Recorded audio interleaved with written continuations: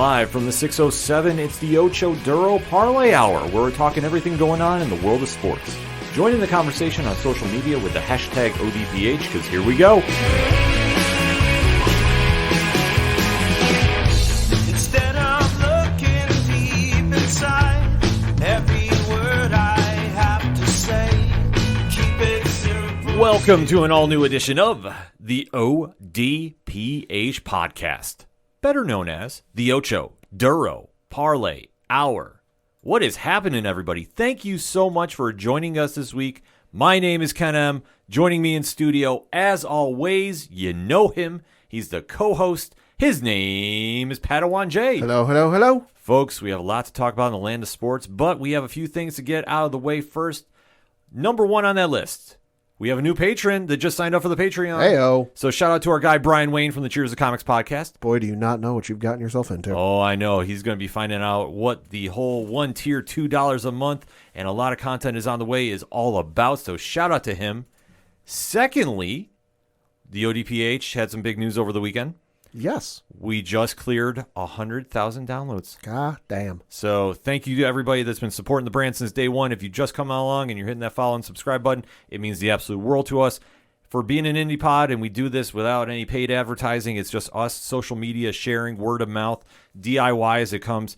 We can't say thank you enough for everybody that's been supporting. That's a huge opportunity to be able to say we hit, and it's a huge goal to say we've done so. It's crazy. Thank you to Pat. Thank you to everybody at 607 Podcasts, and thank you to everybody that's listening at home, wherever you were listening to us around the world. We do appreciate it because we actually hit the Canadian charts for Apple Podcasts for wrestling this week, too. Shout out to Canada. Yes, so we are making some moves here at the ODPH. And Pat, if I want to find out about what's going on with the ODPH, where do I go? ODPHpodcast.com. Right on. So you swing on over to the front page. We have all our social media links right there. So we want you to follow. We want you to interact. We want to engage with you.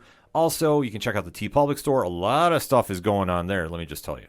So if you want to really support the brand, that's one way to do it. Also, the Patreon link is right there, so you can be like Brian, because Brian's awesome. So are the rest of our patrons. So if you want to be like the cool kids, sign up and find out what's going on with the ODPH behind a Patreon wall. All the cool kids are doing it. Exactly. Patreon or Parlay Points blog section, the directory. Which, Pat, how many providers are we on? 117,000. Sounds about right to me. The classified section, which has friends of the show, such as 3FN Podcast, Dragon Master Games, and a lot more. Also, the music section. So shout out to Brian Wolf, Second Suitor, Tom Jolu, Floodlands. Shout out to Robots. The list goes on and on and on. Fantastic people that you definitely want to go support. If it's anything and everything that is the ODPH, it can be found at odphpodcast.com. And remember on social media to use the hashtag ODPHpod. But you came in to hear some sports talk, so let's deliver that. Obviously, it's the NFL season and it's the NFL playoffs, so you know we're kicking off the show with that. It's going to be recapping all the week's action because, man, there are some storylines coming out of this wild card weekend. So, Pad, kick us off. Yeah, and just for clear transparency's sake, we're going to be going in sequential order of when the games took place, so we're not showing any bias, we're not showing any favoritism here. We're going in the order of which they took place, and of course we are starting off with the game that took place first on Saturday between the San Francisco 49ers, who beat the Seattle Seahawks by the final score of 41-23. Brock Purdy, the GOAT, Brock Purdy. Love that Paul Heyman intro. As Paul Heyman eloquently put it on the Fox pregame show. 18 of 30 for 332 yards passing, 3 touchdowns, no interceptions.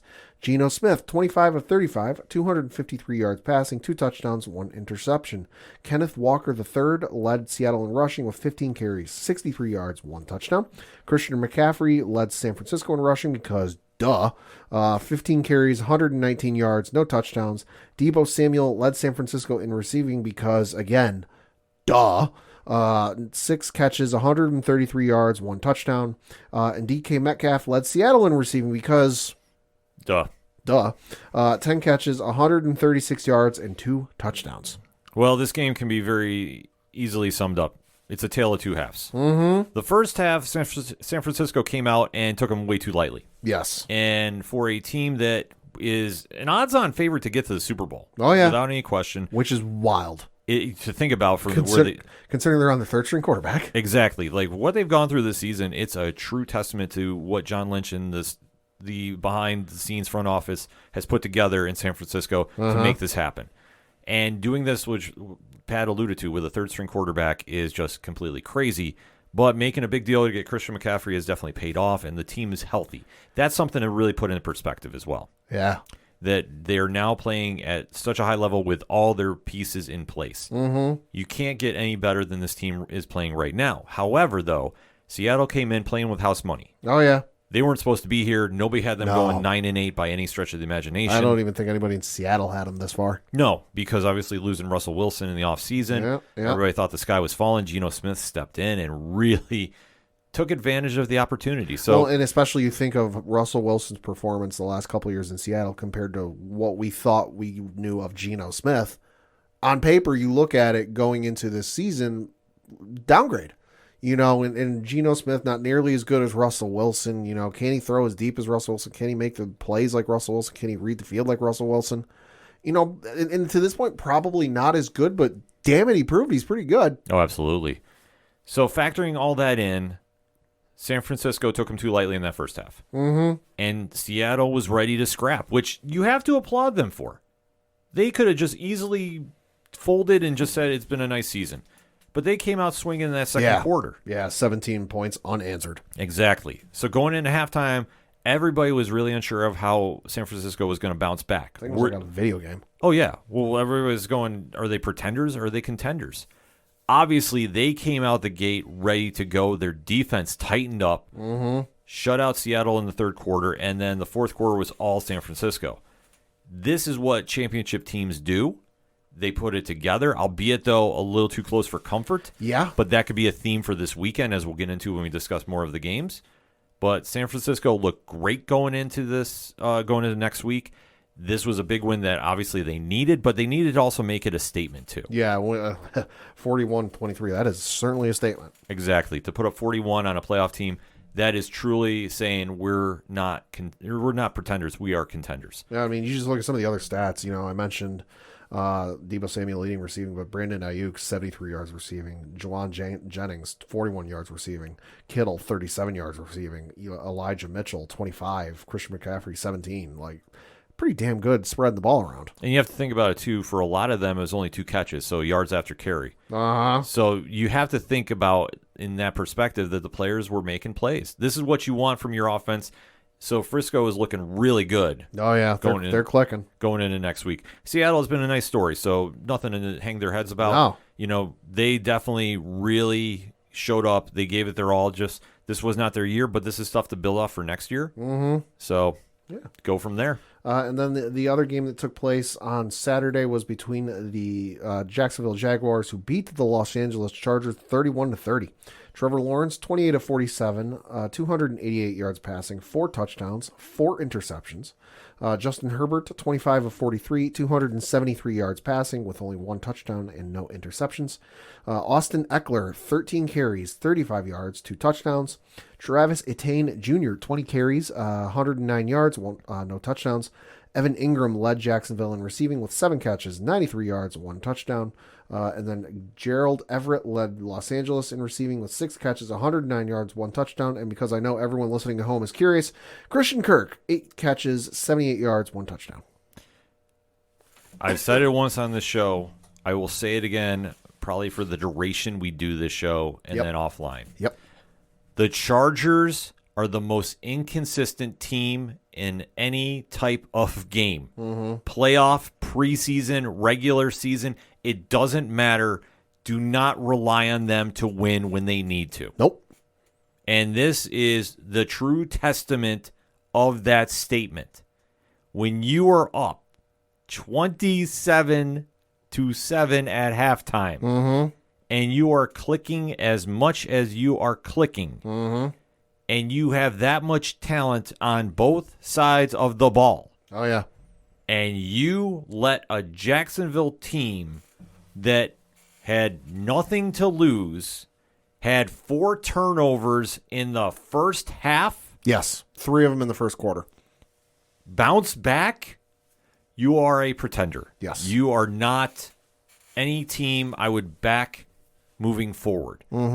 And you cannot sit there and tell me Justin Herbert is an elite quarterback. I know that he's had a great regular season, but to get shut down like he did in that second half, That is telling. I don't think it's necessarily all on him. I think he's certainly got the talent. I think some of it obviously falls on the, well, now former offensive coordinator because as we record, he has been let go from his position. But I think part of it falls on that former offensive coordinator whose name is, let me pull up the page here, Joe Lombardi. Because the stat I heard, I think it was while watching clips from First Take yesterday, Austin Eckler, 13 carries, 35 yards, 2 touchdowns. If I remember the stat right, all of those were in the first half, that he did not get a single carry in the second half, which Austin Eckler, is he the greatest running back of all time? Depending on who you hear, yeah. Depending on who you talk to, maybe. Yeah. Is he a decent running back? Yeah, he's a decent running back. He's very decent. I'd say that. But for you to not give your number one running back a single carry in the entire second half, what the fuck are you doing? Well, that's the whole point. You're up 27-7. You have a comfortable lead. Why are you not running the ball to run timeout? Boy, Atlanta's asking that for years later. Oh, my God, yeah. It was like deja vu to an extent. Yeah. To an extent. But the end result is still the same. Yep. You let a team back in that you had on the ropes ready for the referee to say the fight's over. You let them back in, and they were not on your level. I'm sorry, Jacksonville fans, let's be honest. Yeah. Your team, in comparison, on paper, Yeah. is not the same as the Chargers. Yeah. Chargers are way more talented on both sides of the ball. You guys have pieces, but you're not a complete team. Mm-hmm. But I will give you credit. They bounced back when they shouldn't have.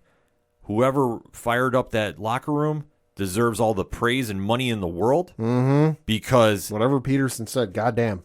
it clicked, and that's what they needed to do. And I think with Peterson being there, that helps because he's been in the playoffs before. Oh, yeah, he's been to the promised land. And he's somebody that can be a calming voice in the face of adversity in the playoffs. And for Trevor Lawrence, he needed that.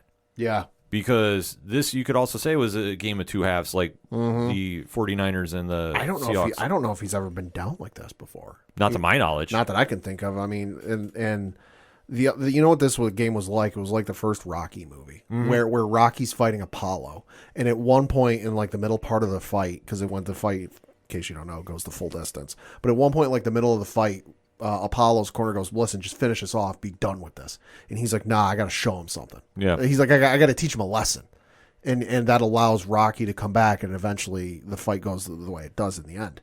That's what this was like. Where like it was like the Chargers were ready to finish him. Yeah. Like Mortal Kombat or something. They're like, you know what? We can toy around with this a little bit more. The other funny one I saw was I know it's going around on Instagram. It might be going around on TikTok too. But there was this fan, Chargers fan, who was watching the game. And then when it was up 27-7, fell asleep. Oh, I saw that. The dude fell asleep, and because of Saturday night late, he had whatever was going on, and the dude was tired. And his roommate, or whatever, friend, woke him up and just kind of nudged him and went, "Hey, you guys lost." And the guy just sits there in like a half asleep, stunned silence, and the guy holding the phone turns the camera over to the television, and it shows the clock hitting 0 as the two sides are coming out to like shake hands or whatever, and the guy just can't even say anything. Well, what can you say? Yeah. This is one of the biggest collapses in sports history. It's up there. Like I say, it's not number one, I would say, but it's up there. Yeah, it is. Because you are a much more talented team, obviously being in LA, and say what you will, you have a very big media market that does showcase you a lot. Like I say, I wouldn't say football is the sport that runs that town by any stretch of the imagination. It's making a climb. It's climbing, but it's slow, obviously, in comparison to the Lakers and Dodgers. It's an easy number 3. Yeah. But that said, you have a lot of eyes on you, and everybody's ready to anoint Justin Herbert and this team, and yet you find a way to collapse. And I think a lot of heat has to come on Brandon Staley, the head coach. Yes. I think whatever game plan you had coming out at halftime was just disastrous. So I do not argue one bit about the coaches being fired. I think you have to. I'm surprised Staley wasn't fired, to be honest with you. Well, supposedly, I don't know. I don't think it's necessarily the ownership has expressed faith in him, but I did hear that he's got some meetings to have with ownership. So as we currently record, he still has his job, but within the next couple of weeks, if it doesn't come down to he's fired, if he's fired, I wouldn't be surprised. But if he's not fired, I would imagine that the window for him to have an error is very small. Well, you have to. With how this team is set up to win, it's set up to win now. You're not in a rebuilding mode like Jacksonville. Mm-hmm. You are supposed to be there. You're supposed to contend with the Chiefs every year. Then people just singing Justin Herbert's praises the first however many years he's been in the league. Yeah, exactly. You're supposed to have your franchise quarterback. This is supposed to be a whole new team, a whole everything. Goal, Jaja's goal. Exactly. And yet you find ways to choke, to collapse, to fall, however you want to spin it. Yeah. You find ways to take an L.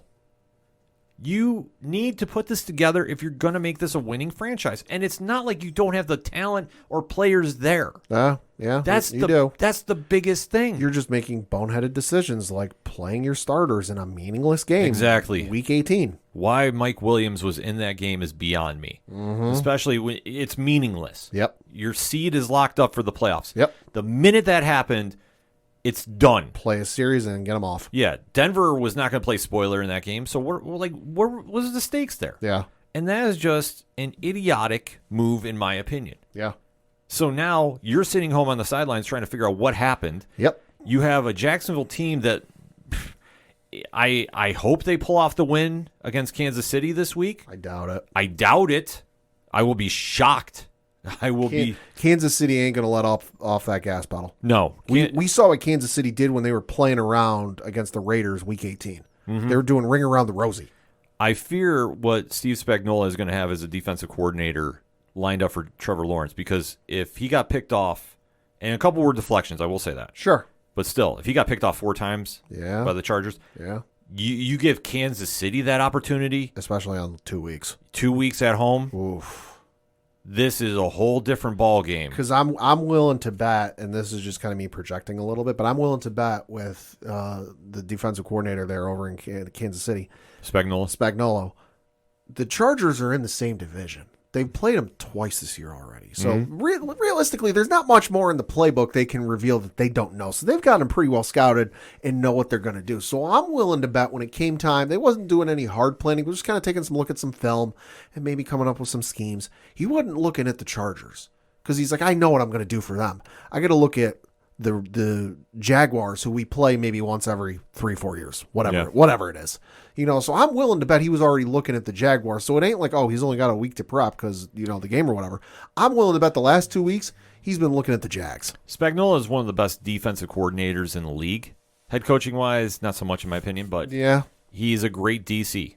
So that said, he'll be ready for him. Oh, God, yeah. The question is going to be now, can Trevor Lawrence start off hot and win in a shootout with Patrick Mahomes? Because that's what it's going to come down to. Literally. If he can't hang with Mahomes, it's all for nothing. And it's not to say Jacksonville can't catch lightning in a bottle twice, but going off the eye test, it's not going to happen. Now, I'm stressing, I want to see it happen because I would love to see Jacksonville play spoiler this week. I don't think they're going to, but they have 6 days now to get ready. Yep. And they have to show up. Currently looking at the line, it is Kansas City by 8.5. The over-under is 53, in case you're curious. And just because I know this will play a factor, current weather forecast, according to AccuWeather.com, is 40 degrees and rain. Yeah, that'll be interesting. I mean, Travis Etienne, if he can get the ball running on the ground easy, they have a shot. Like I say, it's not to say Jacksonville is going to win 48-0, or I'm sorry, Kansas City is going to win 48-0. Right. But the odds are not stacked in Jacksonville's favor. I don't care how you want to spin it. This is a good win, but this is a win over an inconsistent team that finds a way to fail more than win. So Jacksonville, get ready because you have the number 1 asterisk seed in the AFC waiting for you. You got a tough test. Yes, you do. And then the first game that took place on Sunday we're going to talk about is between the Buffalo Bills, who beat the Miami Dolphins 34-31. Josh Allen, 23 of 39, 352 yards passing, 3 touchdowns, 2 interceptions. Skylar Thompson, 18 of 45, 220 yards passing, 1 touchdown, 2 interceptions. Jeff Wilson Jr. led Miami in rushing with 10 carries, 23 yards, 1 touchdown. Devin Singletary led Buffalo in rushing with 10 carries, 48 yards, no touchdowns. Stephon Diggs led Buffalo in receiving because, 7 catches, 114 yards, no touchdowns. And then Tyreek Hill led Miami in receiving because, again, 7 catches, 69 yards, nice, and no touchdowns. All right, so I will call this right down the middle, much like we do here at the ODPH and on 607 TWS. The Bills were lucky to get a win over a third-string quarterback. And I am going to say this. If they make the same mistakes they did against Miami, against Cincinnati, it's going to be a long day for Bills Mafia.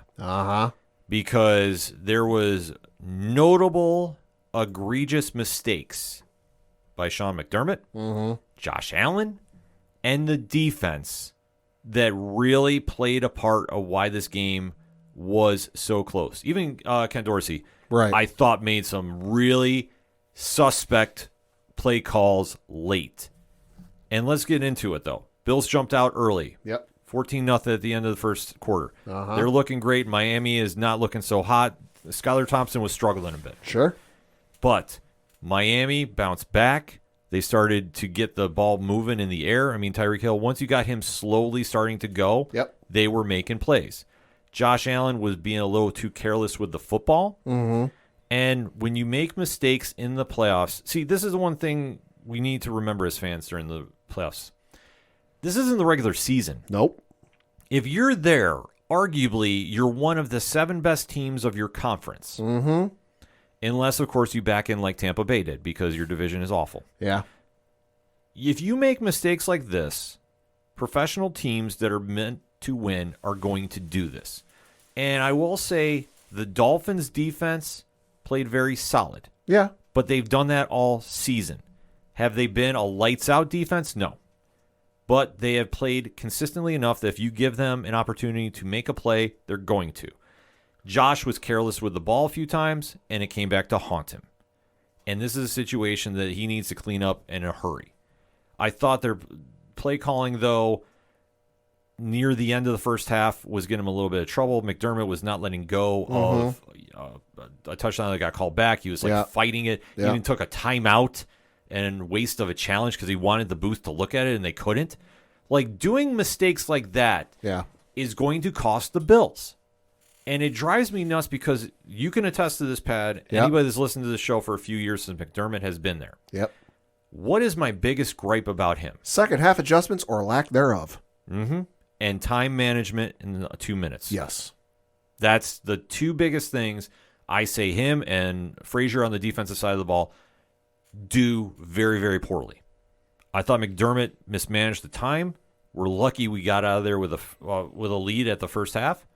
But Miami came right back. Granted, the Bills hung in there, but you let Miami come back on you. Skylar Thompson got very comfortable, which I thought was a mistake by the Bills because you couldn't put any pressure on him. You didn't switch up your schemes. You're letting players get open, albeit though a lot of the Miami receivers were dropping easy passes. Oh, yeah. Let's not forget about this. Hill dropped an easy touchdown, so did Waddle. When you do that, that's going to cost you in the worst way possible, as we saw here. And why the Bills, when they had the lead late, I want to bring up a series that was late in the fourth quarter. Okay. We had the ball with about 8 minutes left, I'm going to say. Sure. We have to just run the ball. We have the lead by 10. Okay, yeah. Why was Josh Allen throwing 60 yards downfield on first down and second down from his own 25? Because you don't have a running back. I realize there are gentlemen on the hold on. I realize there are gentlemen on the roster that are listed as running backs. Devin Singletary, James Cook. But you don't have a guy, and I'm not even talking one of my big gripes, the Bills don't have a guy who can crack 100 yards. That's not the issue here. That's not what you needed in this instance. You needed one of those power backs that isn't going to burst off for a 15, 20-yard run. No, you need one of those running backs that's going to run right through the gut of the defense, right into the heart, into those defensive ends and defensive tackles, right up the middle. That's going to eke out 2, 3, 4 yards if you're lucky, and then the clock keeps running. And then you can take the full, 40 seconds or whatever it is, the play clock. You can take the full 38 seconds and then snap the ball off. Buffalo doesn't have that. If you had that, the game would have been over. I agree with you, but I disagree with you. I agree with you. They don't have that solid running back. James Cook is supposed to be that guy. He still has not shown that. So you don't have that bruiser to go right up the middle. My argument is why are we bombing it downfield? Yeah. That's my biggest argument. If we did a slant pass to Cole Beasley for, I don't know, 6 yards, something like that, Yeah. start chipping away time on the clock, there you go. That makes up for your lack of a running game, so to speak. My argument here is you're up and you're just throwing it downfield. Shit, even do checkdowns to Dawson Knox. Something. Why are you sitting Have there? him run curls and just go up and curl back. Because it's not like Gabe Davis was wide open. Like, that was the thing. It wasn't like the defender for Miami got burnt and you had a guy completely wide open and he drops it. Mm-hmm. They were playing the ends very, very well. I will say that. Even though Diggs and Davis both had over 100 yards each receiving, it still was a point that instead of just doing the short game, you tried making a statement win. Mm-hmm. And at this stage, you're lucky you got that win anyway. Oh, yeah. Because your defense, which was looking shaky in that third quarter, yet again, surprise to no one, Right. came up big when they needed to. Mm-hmm. And that's huge. And it's a gritty win, but it's an ugly win, and it's something not to be proud of. Well, yeah, Like, I saw a couple Bills fans that were like, oh, ugly win, but a win's a win. And I'm like, is it? I mean, yeah, it's technically a win, but I agree with everything you said. And I'm not saying this as a Patriots fan. I'm saying this as a football fan. Mm-hmm. The Bills got fucking lucky. Yeah. Because if Tua was able to play in this game, different ball game. Buffalo would have lost. Because you had the delay of game at the late in the fourth quarter, whatever, where Miami took a 5-yard penalty where they took 4 of those like in a row, I want to say. that wouldn't happen with Tua. Whatever was happening, whether it was taking too long to get the play call to the quarterback, whatever was going on, would not have happened with Tua. Tua would have just called something on the fly and been able to do it. We're talking about Skylar Thompson here in the game, who was their third-string quarterback. He's in his rookie season. He was the 7th-round draft pick number 247 from Kansas State. Mm-hmm. Folks, he played in 7 games this year, amassed 534 yards passing, 1 touchdown, and 3 interceptions. That's not a great line. Now, if it was like, only 3-4 games, like, all right, that's a pretty decent line. But no, that's 7 games played. That's not a great line for playing 7 games. He's a third-string quarterback. You should have had this locked up and cinched up by the midway through the third quarter. But instead, you fucked around and you found out. Yeah. Now, whether it's they took him too lightly because, this is Skylar Thompson. This ain't Tua. We got this in the bag. I don't know what it is, but Buffalo, you got lucky, and you can't make these same mistakes next week because you're playing Cincinnati, and that's what this ain't Joe Burrow and team from earlier in the season where they were struggling. Nah, this is one of the hottest teams in the NFL with, Joe Burrow, T. Higgins, Tyler Boyd, Jamar Chase. Joe Burrow and Skylar Thompson ain't in the same class. No, and if you repeat some of these mistakes against Cincinnati, Burrow is going to burn your ass all day. The one thing the Bills can maybe learn from this is they need to get pressure on Burrow early.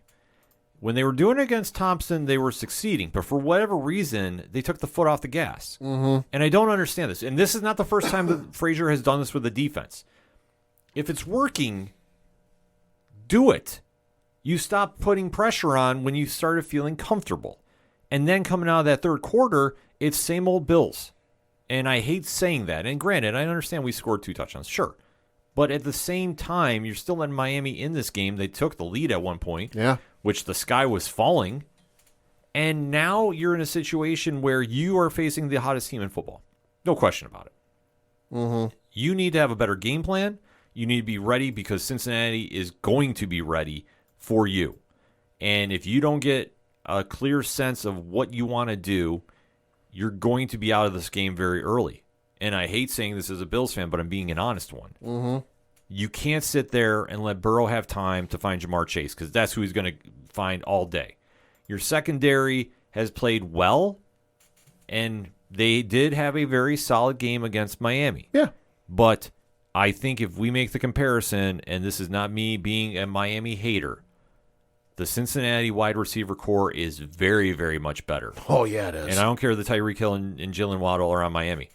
I think if you make the comparison roster to roster. So if I got to pick one receiving core between Miami and Cincinnati, I'm picking Cincinnati. Absolutely. Do it without even blinking. this is going to be a situation where the Bills are going to need. Now, I don't know if Micah Hyde is ready to come back. I know that he is close. Okay. Because he, I think, is on the practice squad. If they activate him, that will be a huge help. But I do understand, obviously, he was supposed to be out the season. Right. And last I heard, he's pulling this miraculous comeback. He might be able to sneak in there for this game. If they have them there with their secondary, that will change things. Could be limited situations.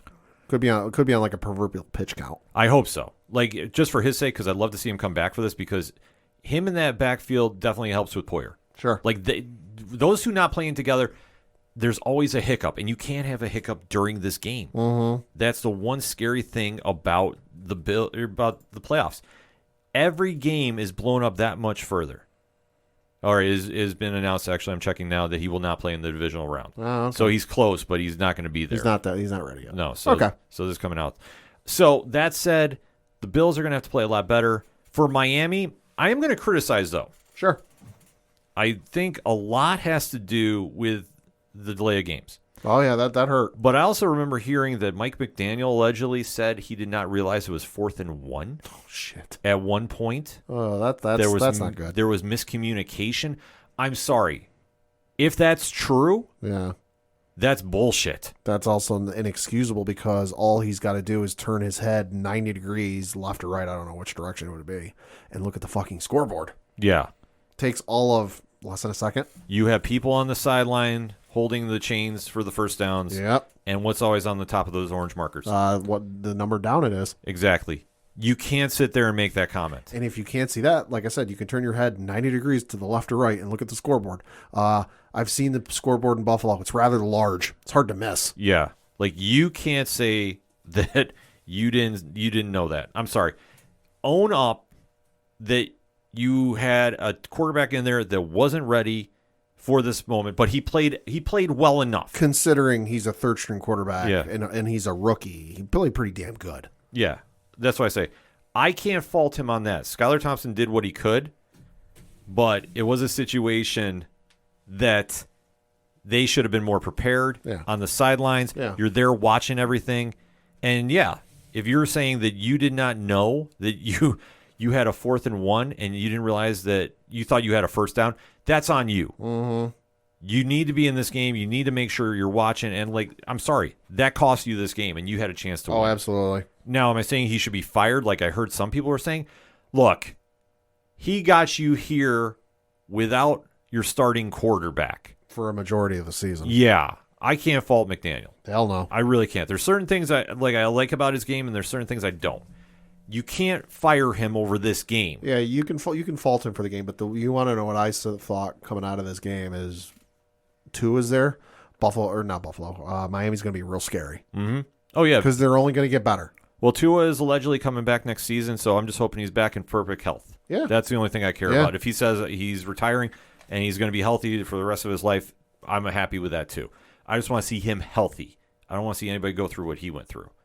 And for Miami, you're going to have some rebuilding to do, and we'll have to wait to see how you match up with the Bills and the Patriots and the Jets next season, because I think all 4 teams are going to get better in this offseason. Just depends on how far the Bills want to go. That's going to be the biggest takeaway, because I think they have the marquee matchup of the weekend of all the other games we're going to be talking about. But that said, let's get a quick breakout pad and hit us up on the hashtag wherever you're listening to us from. Hashtag ODPH Pod. What is your thoughts about Wild Card Weekend? How did your team do? We gave you 3 games to discuss about. Give us your thoughts on those games. We definitely want to interact with you about this. We'll be right back. Calling all movie buffs, cinema lovers, and film fanatics. Welcome to the Silver Screen Savers podcast. I'm Michael Gallup. I'm Matt Sturdivant. And I'm Tyler Sutkus. And we're a show for movie fans by movie fans. Every week, you can catch us discussing the world of cinema, including dissection of films both new and old, our takes on what's to come, career retrospectives of the most prolific names in the business, and much, much more. Listen in via your favorite podcasting apps, including Apple Podcasts, Spotify, Good Pods, and more. You can also join the discussion and leave suggestions for future content by writing to us at silverscreensaverspod@gmail.com, following us at ScreensaversPod on both Instagram and Twitter, as well as liking us on Facebook at Silver Screen Savers Podcast. We'll see you at the cinema. Coming back on this edition of the ODPH podcast, still recapping Wild Card Weekend in the NFL. 3 games down, 3 are up. Pat, kick us off. Yeah, so next thing we're going to talk about was between the Minnesota Vikings and the New York Giants, which the Giants beat the Vikings by the final score of 31-24. Danny Dimes, 24 of 35, 301 yards passing, 2 touchdowns, no interceptions. Kirk Cousins, 31 of 39, 273 yards passing, 2 touchdowns, no interceptions. Dalvin Cook led Minnesota in rushing, 15 carries, 60 yards, no touchdowns. Daniel Jones led the Giants in rushing with 17 carries, 78 yards, no touchdowns. Isaiah Hodgins led the Giants in receiving with 8 catches, 105 yards, 1 touchdown, and then TJ Hawkinson led Minnesota in receiving with 10 catches, 129 yards, and no touchdowns. Well, we've said it once. We've said it a few times this season. Yeah. Minnesota is not for real. Sorry, they're the luckiest team in football. Yeah. They're not worthy of the seed they had this entire season. They got their record by luck. Well, and also somebody has to win the division, so. Right, by default. Yeah. Next year, Detroit, calling it right now. But they showed up for this one and got beat by the lesser team. And I'm sorry, Giants have shown that they are playing hot at an elite level when they need to. Yeah. Which is on par for them. Yeah, like I have to pause when I say that because I don't believe the words are coming out of my mouth. The Giants are playing... They're playing decent to their opponent's level. Like it's a let's not call them elite. They're good. Yeah, no, elite was never coming out of my mouth. They're good. Like the fact I'm actually complimenting them for this game because they won this outright. Well, I mean, let's face it. They followed the Padawan J rule for beating the Vikings. Shut down Justin Jefferson, and you're good. Yeah, because Justin Jefferson in this game targeted 9 times, caught 7 of them for 47 yards and no touchdowns. Yeah, which 47 yards, it's okay. For Justin Jefferson, it's a very subpar game. So somebody from the Giants must have listened to this podcast and schemed it up. They shut down Justin Jefferson, and they're good. Well, I do know that a Giants player does follow the show on Instagram. So maybe, just maybe, shout out to you. So definitely, hit us up on that hashtag ODPH pod. Let us know what you thought. But in all seriousness, though, Minnesota was only going to get by on the play of Kirk Cousins. Yeah, which, again, Kirk Cousins in prime time. Hey. Yeah, he's just not that guy. Like, he's a serviceable quarterback. Is he worth all the praise that his contract says he is? No. I'm sorry. No. Like, he's a solid quarterback, but he's not a guy that's going to get you over the hump. And time in and time out, we've seen this. Inconsistency. Oh, yeah. That's the easiest way to describe it, because you see him on planes after wins, and how you like that, and that whole the chains. Nonsense. Yeah. Yeah. Which I understand. You want to celebrate a win, but you don't do it enough in succession here. Yeah. That it makes sense. Mm-hmm. Like it's great to deliver and show up for the regular season, but when you're an absolute ghost in the postseason, don't mean much. Exactly. Like, quarterbacks are remembered for regular season performances, yes, but you're remembered for far more when it's the playoffs. Yeah. Like, it's just a weird thing to see him falter as badly as he does, because he has all the talent to do it. You just can't put it together.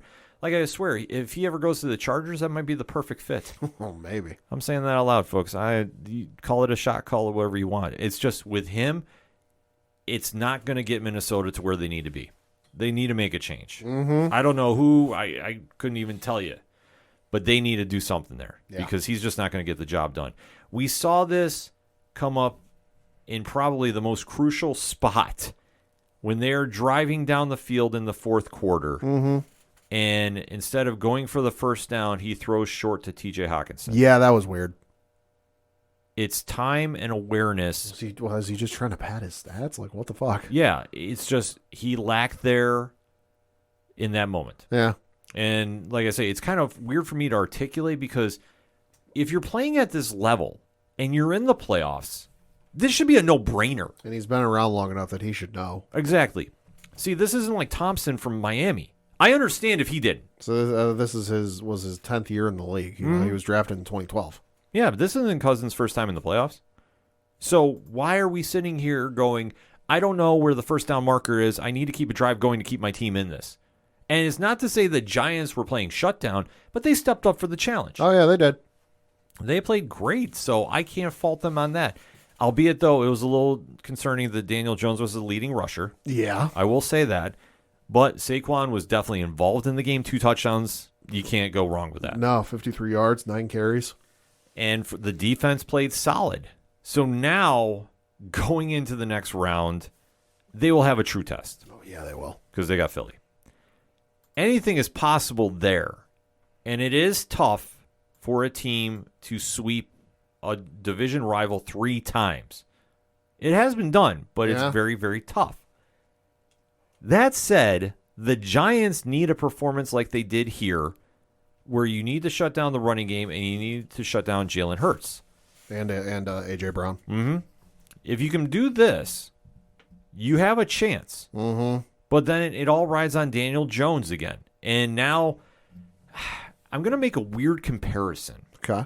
And like I say, if you hear me at home or wherever you're listening to this podcast from, and you're like, why is he struggling so much to say this? Because I can't believe these words are coming out of my mouth about Daniel Jones. Daniel Jones is reminding me of Eli. Okay. Eli Manning, the great Giants quarterback who was subpar. Well, I don't know if I call him great, but I know you won't for obvious reasons. But he was subpar in the regular season, like serviceable. yeah, decent. Well, not even decent. Yeah, no, serviceable. But he would turn on a switch in that postseason. Yeah. And I don't know what ghost possessed him. Yeah. But he would turn into this elite quarterback in the postseason. It'd be like the Monstars and Space Jam, stealing the abilities. It's the weirdest thing to watch. Yeah, it is similar. But there was a similar situation here with Daniel Jones against the Vikings. Because there's no way he should have been dropping 301 on them with Hell no. 2 touchdowns. Hell no. Sorry. Was not supposed to do. Albeit, though, him and Hodgkins, that is a good 1-2 combo there. Yeah. I will say that. That has been the wide receiver they need. So as long as he stays healthy, they have a chance. I'm not going to say they always got a chance, any given Sunday, but right. It ain't much. It's not much, but to think about what this team is capable of doing, and they're much like in the same vein as Seattle. Yeah. And Jacksonville. You're playing with house money. Nobody's expecting you to even be here. And yet you got here, and albeit you struggled at the end of the season, but now you're turning it on. Mm-hmm. And this is a very solid win against a pretender team, but a team that is better than you on paper. Yeah. And the fact that you contain Justin Jefferson to 47 yards, if you can do that with A.J. Brown next week. So you contain Dalvin Cook under 100 yards. Yeah. Justin Jefferson under 50 yards, and you contained Adam Thielen to 50 yards. Yeah. Like, you have the potential to do this thing. So it all depends on what you're feeling and how you show up. Because if you're feeling like you have a chance and you're going to shock the world, prove everybody wrong, you can win this game. You could. I will say this, Brian Dabble might get Coach of the Year. He should. You know what? And I can't fault him on that. He should, absolutely. I think for the job he's done, he's got this team going. If he beats Philly, not saying he needs to win the NFC Championship. If he beats Philly next week, give it to him. I just don't know how the voting works, whether it's like Major League Baseball and it's voted on before the season ends or during the playoffs. That's the only thing I don't know. That's going to be a good question. That could factor into the voting. Right, but I think if any case scenario happens here, Giants fans have to be optimistic. Am I saying Daniel Jones is going to be Josh Allen next week? No. No. I think, though, if he can play at the level he played in against Minnesota, they'll be okay. I'll say if the defense can repeat and even, I would say, have to increase the way they performed from last week to this coming week, they got to do better than they did last week. They've got a shot. It ain't much, but there's always a chance. I'll give them 30%. And I think I'm being generous there, too. Yeah, because I think ESPN's football predictor is giving them about 16. See, it's doing the eye test and doing all the factors that we mentioned. That's the only thing that I think plays the real factor. Oh, sorry, I gave them a little too low. The matchup predictor on ESPN.com is giving them 19.7. It's still low, and rightfully so. I'm not going to take anything away from it, but you also are not counting in the human element. That's true. This is the third time this team has faced each other. The Giants are going in hearing all week from other sports media. They have no chance. Yeah. We have seen in the 6 games of this weekend upset after upset after near upset after near upset. Mm-hmm. Dabble is giving them the pep talk they need, and I will say this. If they're tied at halftime against Philly next week, right, or winning, they're going to do that. They're going to beat them. So Philly needs to jump on them early. If they can get out to a 14-0, a 21-0 early, Yeah. they'll take the Giants out. I just don't see it happening. The Philly's just way too good. Philly should be, and they've had a whole week to sit home and rest, but it all depends on how much the Giants are carrying the momentum of the win. If they feel lackadaisical, like we can just turn it on, you're going to be in trouble. But you defeated a team that you arguably should have been better than. Oh, absolutely. Arguably, because Minnesota, we've said once, and we'll say it again to end their season on, pretenders. Mm-hmm. So better luck next season, and you're going to need another quarterback to get you over the hump. I'm sorry. Yeah. At this stage, it's a wrap. Next game up was between the Cincinnati Bengals, who beat the Baltimore Ravens 24-17. Joe Burrow, 23 of 32, 209 yards passing, 1 touchdown, no interceptions. Tyler Huntley, 17 of 29 for 226 yards passing, 2 touchdowns, 1 interception. J.K. Dobbins, 13 carries, 62 yards, no touchdowns. Joe Mixon led Cincinnati, 11 carries, 39 yards, no touchdowns. Jamar Chase led Cincinnati in receiving with 9 catches, 84 yards, 1 touchdown. And then Mark Andrews led for Baltimore with 5 catches, 73 yards, and no touchdowns. We talk about near upsets. God damn. Cincinnati almost got bounced. Yeah, they did by like 6 inches. Yep. Probably less. One play sums this game up. Yeah. A QB sneak on the 2-yard line that turned into a 98-yard return touchdown from Cincinnati. And fun fact, that player was mic'd up, and the video is now online. Ooh, nice. Yeah, so you can go watch that video. That's the only thing you can really take home from this game. I mean, Sam Hubbard did what he needed to. Yeah. And put them in the driver's seat to take the chip right now. Because they sat there and Baltimore matched them blow for blow. But for the chip of the AFC North, the chip of going to the next round of the playoffs, Cincinnati cashed in on a very crucial mistake. And I'm not blaming Tyler Huntley about this at all. He had the game of his life. And 226 and 2 touchdowns and 1 interception is nothing to sneeze at. And obviously everybody's going, well, that's not a really big stat line. For him to come in a position where they lost to the Bengals before and really leave it all out on the field, obviously without Lamar Jackson, Baltimore shouldn't have even been in this game, and yet he kept him in this game. So I applaud him for that. But this is where the playoff experience of Joe Burrow comes in. Oh, yeah. This is where the team didn't falter when they were struggling a little bit.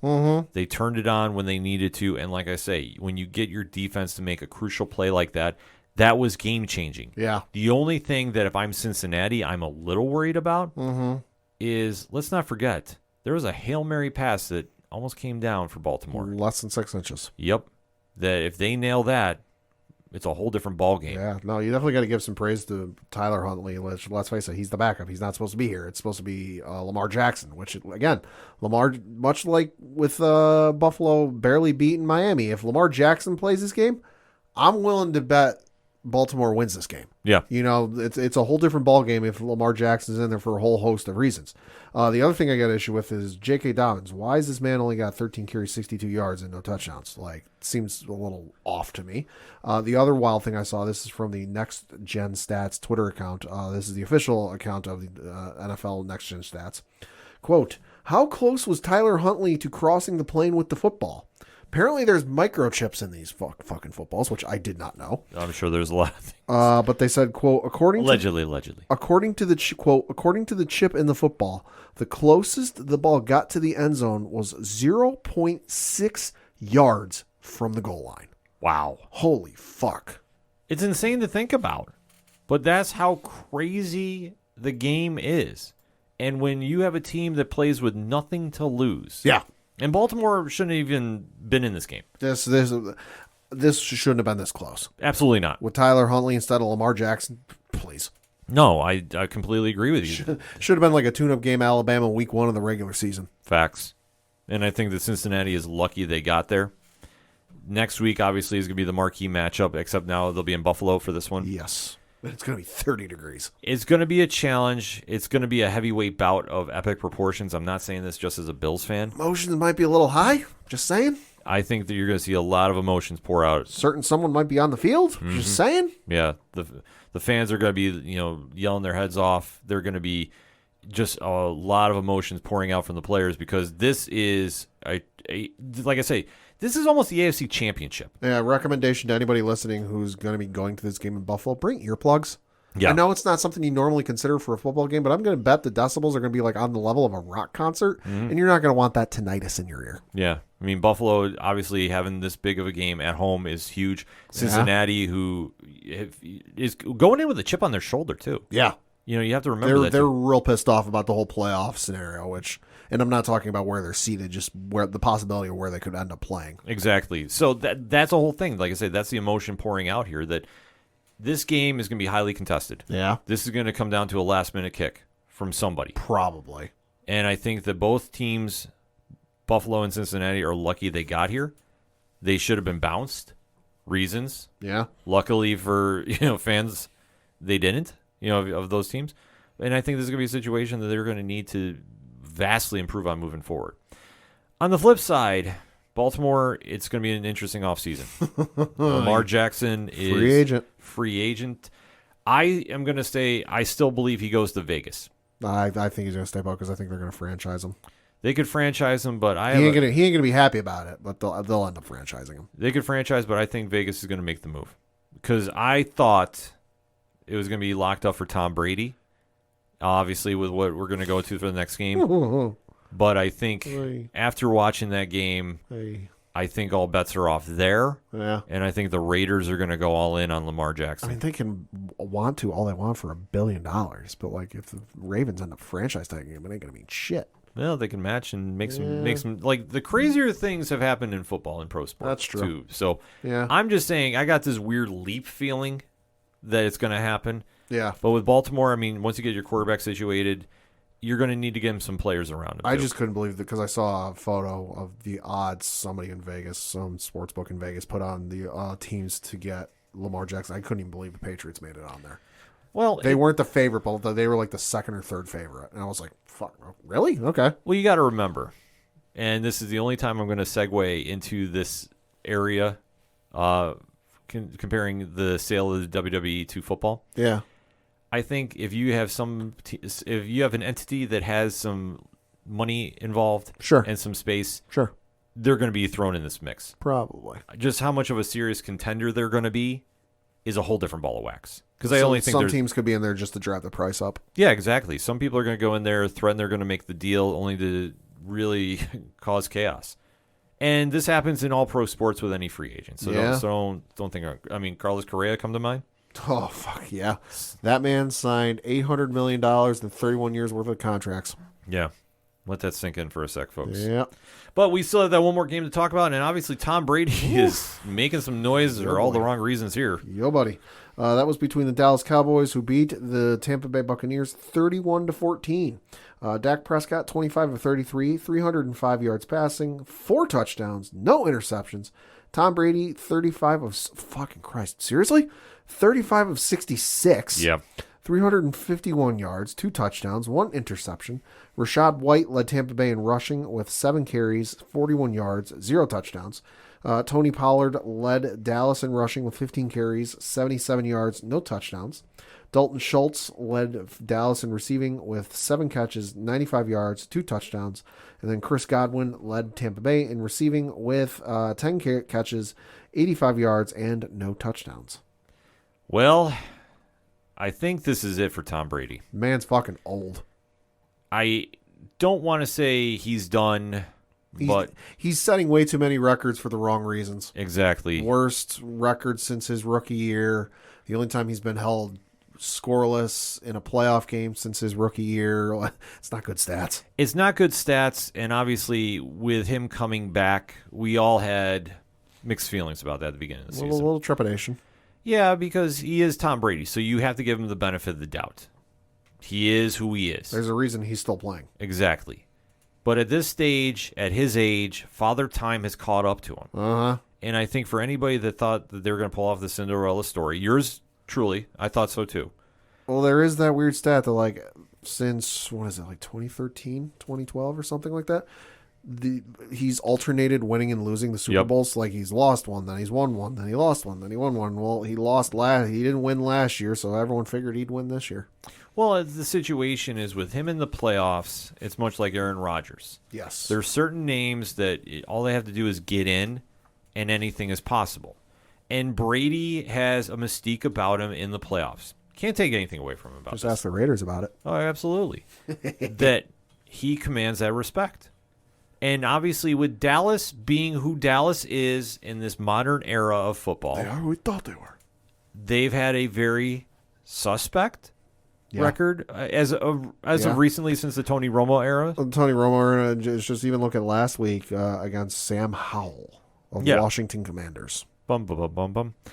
So this was a game that we all thought maybe Dallas is going to fumble the ball. I figured it'd be closer. I figured it would be closer too, but listen, give Dak Prescott the flowers he deserves for this one. He played a masterful game. Yeah, he did. 4 touchdowns, 305. You can't go wrong with that.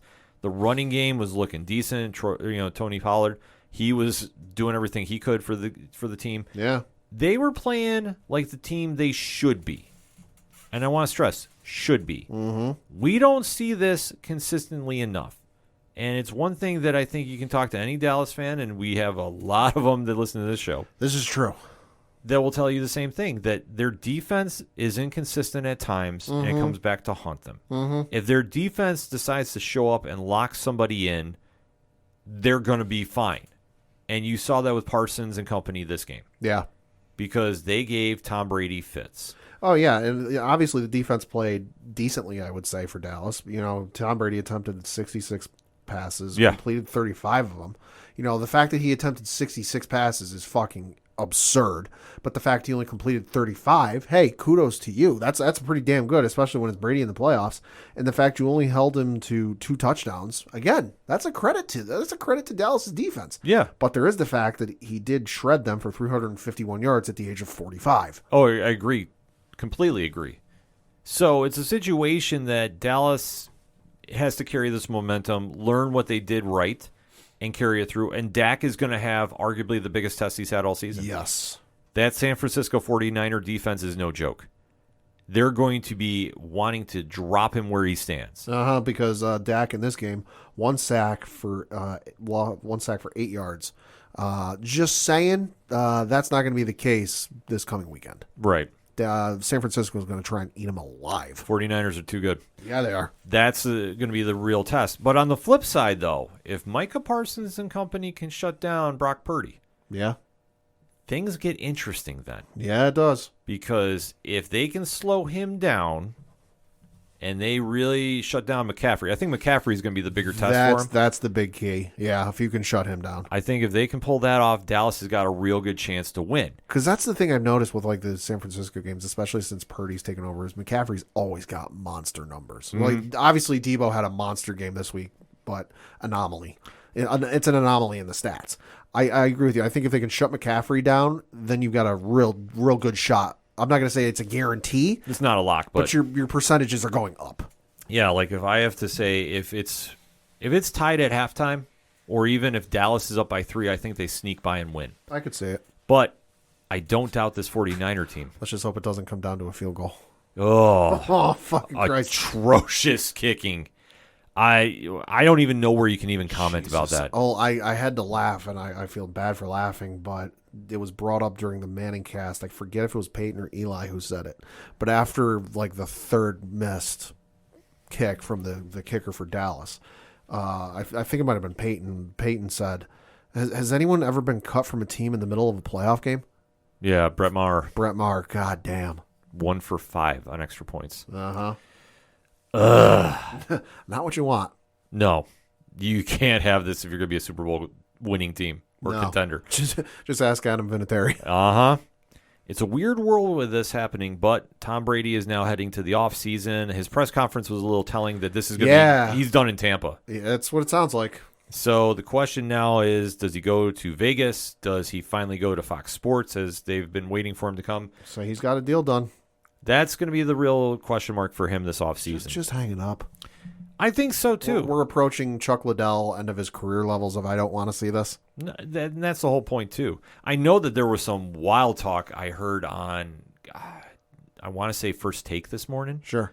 That they were saying he should go to San Francisco next year. There's been, the connection there is, he grew up in California. That was his childhood team he grew up rooting for. So even when he left New England, there were rumblings he was going to go there. So there's been rumblings of that for a while. I mean, there's rumblings for Vegas. There's rumblings for San Francisco. There's rumblings he'll go back to New England for one more year. There's everywhere. Right, but I think if you're San Francisco, you can't bench Brock Purdy. No. You not after if he leads you any further in these playoffs, you can't bench him. Hell no. Regardless, I don't care. Tom Brady. See, if Tom Brady's 27 and walking through there, that's a different absolutely, story. absolutely. That's a different story. Tom Brady at 58 or whatever he is. Well, he'll be 46 by the time the Same next thing. season. He'll be 46 by the time the season rolls around. Yeah, in NFL years is the same thing. But that's going to be the situation you have. You can't put him in there and sit the kid that's carried you literally to the playoffs out of nowhere. Yeah. You have the diamond in the rough, and any nonsense of sitting him for anybody is absolutely crazy. The kid's earned the starting job. Like, congratulations, John Lynch and company. You have your franchise quarterback, and you got to move your first-round pick. Struck pay dirt. Yeah. So who knows where Trey Lance is going to wind up. I feel bad for that kid. Yeah, that's going to be a messy situation for them in the offseason, but not as messy as Tom Brady's decision that he's going to have to make. And it's an easy one to do. At this stage, there's no shame in going to the broadcast booth. No. You're going to be the most watched show wherever you're on. Oh, God, yeah. Even beating Romo and company at CBS. He might be getting paid more than because Romo's. It's either Romo or Aikman that gets paid the most. He's going to be close, if not beating them. Yeah, he'll be up. Like I say, you'll be making your money, but he'll be drawing the ratings. Like they say, Tom Brady will bring in a fan base, and he is Tom Brady. So I mean, who's not going to want to hear the most winning quarterback of Super Bowls of all time? As long as he doesn't go like Drew Brees, as long as he's better than Drew Brees was. Yeah, Drew Brees, great quarterback, not a good color commentator. Yeah, but Brady, I think, Brady is better in front of a camera. This is true.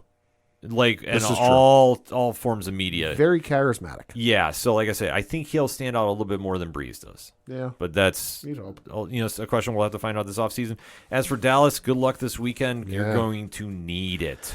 Yeah, so speaking of this upcoming weekend, we got the divisional round of games, which I will run through those and the times and the networks there on. Bear in mind that some of these, this is the listed start time because of the way that some of the games, length of some of the games might go. They might get delayed a little bit. Mm-hmm. So it's taking place on Saturday, January 21st at 4:30 p.m. Eastern on NBC. You have the Jacksonville Jaguars taking on the Kansas City Chiefs. Taking place at 8:15 on Fox, you have the New York Football Giants taking on the Philadelphia Eagles. Taking place on Sunday, January 22nd at 3 o'clock Eastern on CBS, you have the Cincinnati Bengals taking on the Buffalo Bills. And then at 6:30 p.m. Eastern on Fox, you have the Dallas Cowboys taking on the San Francisco 49ers. That's got to be because San Francisco. It's a home game for San Francisco. It is indeed. That late. Okay, It because is I was indeed. like, that's super late. For Yeah, I read all of those games as away team, home team. Yeah, no, that makes sense. So yeah, Kansas City, Philly, Buffalo, and San Fran are home teams. Early predictions before we close this segment out, Pad? Kansas City's going to beat Jacksonville. Agreed. Philly's going to beat the Giants. Cincinnati's going to beat Buffalo. And then San Fran's going to beat Dallas. I agree with you about Kansas City and San Francisco. Mm-hmm. I'm going to say the Bills are going to pull some magic out. It's going to be an ugly game, though. It's going to be either a 45-41 fest, or it's going to be a 17-14 game. All I know is if it comes down to kickers, I trust Evan McPherson a lot more than I do Tyler Bass. Same here, but I'm hoping it doesn't get there. I'm hoping it's just like a missed snap somewhere. And I'm going to go out on a limb. I'm just going to roll the dice a little bit. I think the Giants might sneak away an upset. I don't think so. It's not going to be pretty. It'll be something really weird, like a fluke interception ran back. But I'm going to say I got this weird feeling the Giants might sneak in there and just shock the world. But that said, hit us up on that hashtag ODPH pod. Wildcard weekend is officially in the books. Who you got for the games this weekend? Let's talk about it, shall we? We're going to take a quick break. We'll be right back. Do not adjust your dial. Or, well, your phone, your watch, or whatever the heck you're using to listen to the awesome podcast you're currently listening to. I am the Duke of Nerds, Tyler Mack, and I am here to tell you that being a nerd can be a bit overwhelming, especially after 30. Life moves pretty fast in our nerd culture, and if you don't take the time to notice things, you miss out. That's why I'm here. As your Duke of Nerds, I am charged with educating, enlightening, and entertaining you on all things nerdy. I do it by running the 30 to Nerdy podcast. 30 to Nerdy is a Badcast Company production and currently playing wherever you cast your pod. Follow along each episode using the hashtag 30andnerdypod. And check out what all is going on at 30nerdypodcast.com. Whether it's DC, Marvel, comics, or video games, I have got you covered. So tune in now. Cheers to you, nerds. Coming back for another segment on this edition of the ODPH podcast, and it's time to talk about a big UFC event. Because the UFC is back in pay-per-view action, UFC 283. But there was an announcement that upstaged it. Yeah? That we have to address because I didn't think this fight was going to happen. Yeah? And yet here we are. 10 years in the making. Break it down, Pat. So it was announced by Dana White this past weekend after whatever took place this past weekend. There was a UFC, I think it was a fight night. Fight night on ESPN Plus. But it was announced that the UFC, and I'm building something here, so bear with me. UFC and Francis Ngannou could not come to an agreement on a new contract, so Francis Ngannou relinquished the UFC heavyweight championship. So it's an open championship. There's no champion. As a result, there will be a matchup for said UFC vacant UFC heavyweight championship taking place on March 4th at the T-Mobile Arena in Las Vegas, Nevada, between one Ciryl Gane and making his heavyweight debut, John Bones Jones. Well, here we are. It's only taken 10 years because about this time 10 years ago, John Jones said, next couple of years I'm going to move up to heavyweight and have a fight at heavyweight. Well, 10 years later, here we are. Exactly. John Jones, arguably the most polarizing figure in all of mixed martial arts. It's 1A, 1B. Yeah. With him... Who you put in 1B, it's up to you. Yeah, exactly. With him, obviously, came out the gate undefeated. Yep. And really set the tone for what should have been a legacy career. Albeit, he has had many off-cage incidents that we could spend a whole podcast discussing. I'm going to his Wikipedia page. I mean, the man's got an entire section just devoted to controversies with 5 different subsections. Yeah. Eye pokes, Daniel Cormier altercation. There's the hit and run conviction, the domestic violence arrest, and then a section just titled Other Legal Troubles. Yeah. Not good. Not good for somebody that should have been a legendary figure in the sport and been arguably considered in the greatest fighter of all time conversation. Yeah, not so much anymore. You can't say that because of the inconsistency due to the off-cage incidents. Yeah. And like I say, there's so many of them to, where do you even begin? Yeah. But when he made that transition into the quote-unquote heel persona, if we're going to use wrestling terms, against Daniel Cormier, things started going very downhill fast. And unfortunately, John has not fought in a while for various reasons, but the overall consensus was after he got his stuff together, he was going to move up to heavyweight. Last fight was on February the 8th, 2020 against Dominic Reyes, which was a unanimous decision victory. Right, which Reyes had him the first 2 rounds and then gassed out. Yep. So John has not looked dominant in his last few fights. We have to stress that. Yeah. In the light heavyweight division. And then time is off. He has been putting on mass. He is going to be stepping into the heavyweight division. I don't know how much he's been walking around at. He's been bulking up for so goddamn long. He should be used to it by now. Exactly. So he should be at a comfortable weight to fight at this class. Because I want to say I read some stories going on 3 years ago now that he was getting into some weightlifting programs that were designed for bulking up and gaining mass for this type of transition. So he's been at this long enough and he's been fighting long enough that this shouldn't be an issue. Well, he hasn't fought in 3 years. That's an issue. That's the whole thing. That's an issue. That's a big issue. That's a big question mark coming into this fight. What kind of condition is he in? I mean, sure. Ring rust is a thing. Yeah, he could be lifting all the weights he can, and he can come out there looking like, a creator wrestler. Right, and I've said before, I'll say it again, you can have as many sparring sessions against whoever the fuck you want to. You can have a gauntlet-style match in WWE, where you run through 5 of the greatest fighters of all time in your sparring session. it don't mean fucking shit when you get to the actual fight, or guys trying to take your head off. Exactly. So that said, it was long rumored that he would be fighting Stipe Miocic. Yep. Francis Ngannou was working on his own contract issues. Allegedly, he was offered the biggest heavyweight contract in UFC history and turned it down. And allegedly, according to Francis Ngannou, I read today, he made 3 pitches for a heavyweight title fight, one of which being John Jones. Yeah, and for whatever reason, it didn't work out. I'll say the numbers were clearly not being exchanged right. Yeah, so something's going on. there was a big miscommunication on somebody's end, whether it's the UFC and Dana White or Francis Ngannou and his team. But the end result is still the same. That Ngannou is gone, arguably going to boxing, arguably going to WWE, arguably going to Bellator or PFL. Wherever. He is gone from the UFC. My bet, night 1 WrestleMania, him versus Lesnar. Not doubting that they would not have him come in for something, because he's not going to be fighting. Obviously, I think boxing is a smart way to go, him and Tyson Fury. Yeah. You can make that happen, Yeah. or you can get him there with somebody. I think you can make some money happen. But this goes back to the UFC, though, and John Jones. So John has been waiting in the wings. All he's been doing is lifting and getting himself in shape for it. Yep.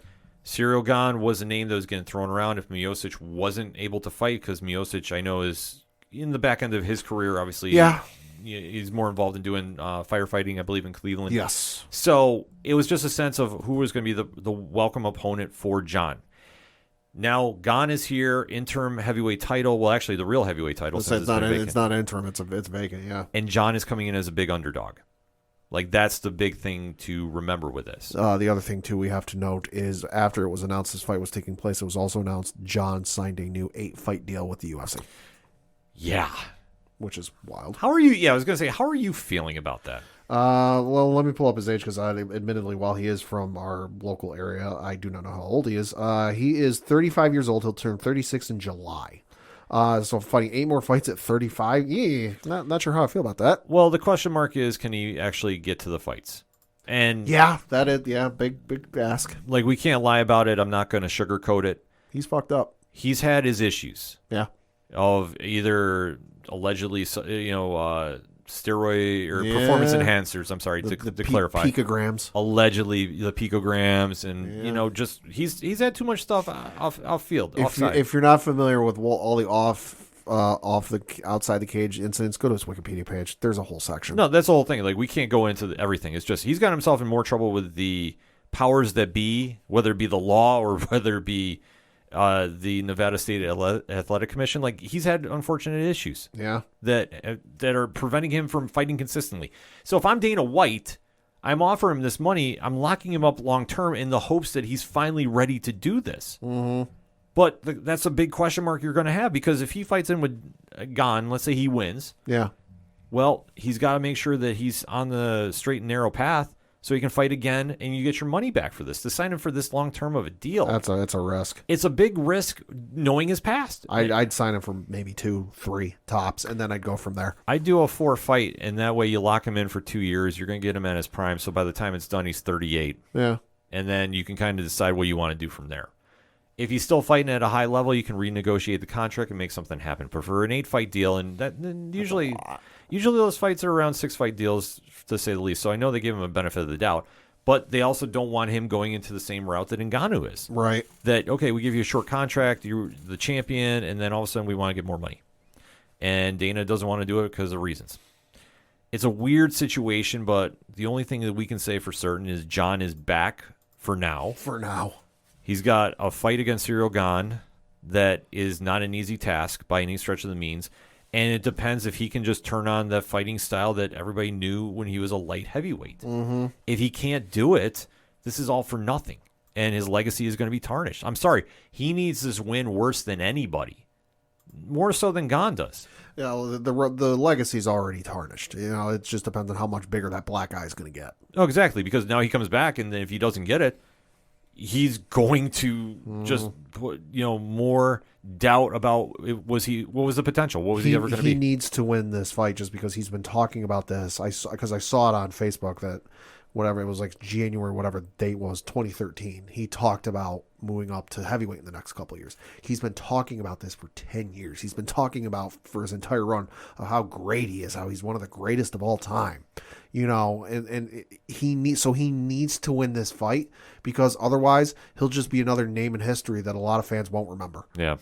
It's going to be an interesting scenario to see how it all plays out, but I think that he's definitely going to work through some issues, and now that we're getting here, I want to see this fight actually happen. So until it does, I'm kind of putting in that perspective of I'll believe it when I see it. Yeah. When we get to fight week and he weighs in and everything's all good, then we kind of have a better prediction about it. But still, I won't even believe it then. I'll believe it when he's walking out. Yeah. I mean, that's going to be the situation we have at hand. And for Ngannou, a lot of question marks for his future moving forward, because it's a lot of hearsay right now. Yeah, this is true. So depending on what side you believe, I think he's ultimately going to wind up going to boxing. Probably. Unless they pull off a Hail Mary and they can re-sign him to fight the winner of Gane and Jones after this. That's still a possibility that we're all saying, oh, he's gone, but it's not for good. Mm-hmm. Weirder things have happened in the land of combat sports. It's true. Such as the main event for the card that we're going to be discussing, but we definitely want to talk about the main card in general. And there's definitely some great fights to be had here at UFC 283. So, Pat, let's break it down. Yeah, so UFC 283 is taking place this Saturday, January 21st, from Rio de Janeiro in Brazil. And I'm going to go through the main card here. The first fight on the main card is in the light heavyweight division between Paul Craig and our former favorite, not sure if he's our favorite anymore, fighter Johnny Walker. Johnny Walker is a character. That's the easiest way to describe him. You never know what you're going to get out of him. So this should be an interesting matchup. Paul Craig is no slouch in his own right, 16-5. So one draw. Yeah, this could be one that could go either way. It's hard to go against Johnny Walker, but at the same time, the much highly touted prospect is really kind of fizzled out. Uh-huh. So looking at his record pad? So Johnny Walker in 26 professional matches has a record of 19 wins, 7 losses. He's currently on a one fight winning streak, winning his last fight via rear naked choke submission. That was back at UFC 279. Prior to that, he was on a 2-fight losing streak, losing to Jamal Hill via knockout, and then Thiago Santos via unanimous decision. Yeah, so who you got in this one? I'm going to say Paul Craig. Johnny Walker's just ever since he came over to the UFC, he had a stretch there where, he was on Dana White's Contender Series, and then he was on some fight nights where he had some wins, and he put together, 4 wins in a row when he came over to the UFC. And then he took his first loss in the UFC to Corey Anderson. That was back in November of 2019. 2 losses, then a win, 2 more losses, then a win. Well, if I'm following history, 2 losses, win. 2 losses, win. Something tells me due for another loss. He's just too inconsistent. Yeah, I'm hoping for the upset win, but I think it's going to be Paul Craig all day. Next up is in the women's flyweight division between Jessica Andrade taking on Lauren Murphy. This is going to be a very, very solid fight. Andrade obviously is coming in with, something to prove here, I think. Sure. Obviously, being in the flyweight division, that's one that we are keeping an eye on here for the future for the UFC, because they're doing a lot of interesting fights here and trying to really find a big contender, because obviously with Shevchenko being the women's flyweight champion, it's like a matter of who's next. Mm-hmm. And obviously she's more or less cleaned out the entire division. So where do you go from here? So I think anybody that can really make an impressive performance might get that shot. And Andrade was one I don't doubt. Lauren Murphy, though, is going to give her all she can handle, though, too. Right. So, like I say, it's going to be an exciting fight. I think Andrade, though, is going to try making this a ground and pound. I think that she's going to just push her up against the cage and just really try some dirty boxing, really trying to control the tempo of this. So Murphy's really got to bring some A-game to stay out of the reach. But I'm going to say Andrade by decision. So looking at the records, you've got Jessica Andrade in 32 professional matches, has a record of 23 wins, 9 losses, currently on a 2-fight winning streak. She beat Amanda Lemos via standing arm triangle choke submission in her last fight. That was back in April of 2022. And then she beat Cynthia Calvillo via TKO. That was in September of 2021. And then Lauren Murphy in 21 professional matches has a record of 16 wins, 5 losses, currently on a 1-fight winning streak, beating Miesha Tate by unanimous decision. That was back in July of last year. I'm going to say Andrade. I think she's a little more battle-tested and ready for this. Yeah, I agree. Next up is in the welterweight division between Gilbert Burns taking on Neil Magny. Well, this is an interesting one for the welterweight division. Gilbert Burns has a feeling that he's a couple fights away from getting a title shot again. Okay. I don't know if that's exactly going to fall in his cards, so to speak, but he does have a very tough test in Magny. And the one thing that we have to stress is Magny is not a very, very, Flashy. thank you, exciting, flashy fighter. And so he's got 27 wins in his record, does Magny. 16 of them are by decision. Yeah. Like I say, he's very technical, much like Leon Edwards is. So you're not going to get any real crazy highlights, Yeah. but it's going to be a solid fight. And looking at their records, though, I mean, what can you really say about this other than it's pretty, in my opinion, it's closer than people think. Yeah, so Gilbert Burns in 25 professional matches has a record of 20 wins, 5 losses, currently on a 1-fight losing streak. He lost to Kazmat Chimaev in his last fight via the unanimous decision. That was back in April of last year. Prior to that, he was on a 1-fight winning streak, beating Stephen Thompson by unanimous decision. That was in July of 2021. Neil Magny, 36 professional matches, 27 wins, as I mentioned, 9 losses, currently on a 1-fight winning streak, beating Daniel Rodriguez with a Darce choke submission. That was back in November of last year. Prior to that, he lost his fight via guillotine choke submission. That was in June of last year. So that said, it's going to be a pretty equal fight. Like I say, Burns has a crazy notion. I mean, I think part of him even thinks he won that Chimaev fight, which Probably is debatable. Very debatable. But I think this could go right down the middle, and I do like Burns in this, but I'm not super confident about this. Yeah, I'm going to say Burns split decision. I mean, it makes a lot of sense because, I mean, Magny's best bet is to keep the striking at a distance, make Burns work because Burns wants to get him into some crazy submission. Or if he gets enough, strikes in to land on him, he definitely has some hands on him. But obviously, jiu-jitsu is more of his bread and butter, so to speak. Right. So if Magny can stick and move and keep it at a distance, I think he's got a good chance to sneak this one out. But it's going to be close. Next up is the co-main event, or I should also say I'm going to give it to, like I said, Gilbert Burns split decision. And then the co-main event of the evening is in the flyweight division for the unified, I guess you could say, flyweight championship between the champion Devison Figueiredo taking on the interim champion Brandon Moreno for the 3rd time. Well, the UFC's version of Fight Forever strikes again. Once a year for the last 3 years. I don't know necessarily what this means about the flyweight division for the men's side, but they do have some very talented fighters in there. I mean, Kara France is one that you definitely want to keep your eye on for. Pantanoy is another one too. So they do have some contenders that are making some noise in that division. However, though, I don't know if I'm looking at anybody right now that I think could take the belt from either one of these guys. But that's why we're at this weird fight forever stance, and this is with weight cuts and all types of nonsense. These guys have a very historic rivalry in the UFC that I think deserves a bigger profile than it's gotten. Because this is going to be an exciting fight. But this is almost in the same vein of a Kevin Steen versus Sami Zayn match. Sure. Both people involved are going to bring it. It's going to be a highly entertaining match. Yeah. You don't know how it's going to end, and you're probably going to see this again. Probably.